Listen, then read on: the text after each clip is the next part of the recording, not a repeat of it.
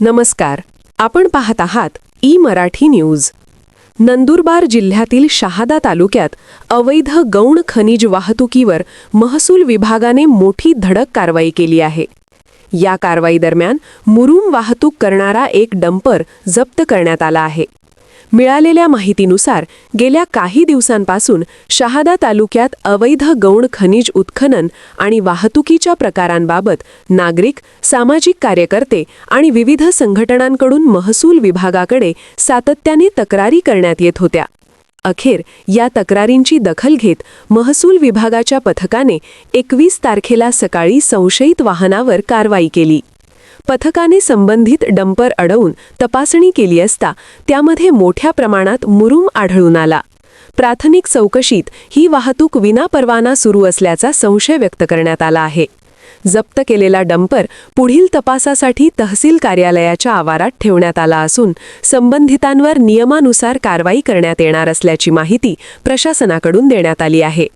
दरम्यान या कारवाईमुळे शहादा तालुक्यात अवैध गौण खनिज व्यवसाय करणाऱ्यांमध्ये मोठी खळबळ उडाली आहे।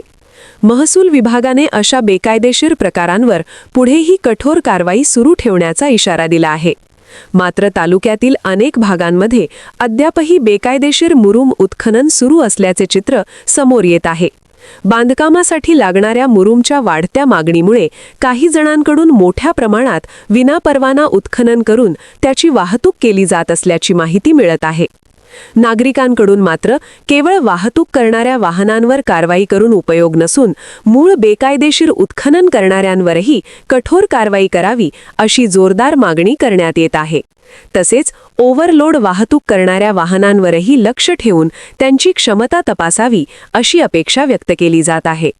महसूल विभागाच्या या कारवाईमुळे प्रशासन आता अधिक सक्रिय झाल्याचे संकेत मिळत असून पुढील काळात अशा कारवायांमध्ये वाढ होण्याची शक्यता व्यक्त केली जात आहे। सामान्य जनतेचा आवाज थेट तुमच्यापर्यंत। मराठी न्यूजच्या ताज्या बातम्या आणि नवनवीन अपडेट्स मिळवण्यासाठी आपल्या YouTube चॅनलला सबस्क्राइब करा लगेच।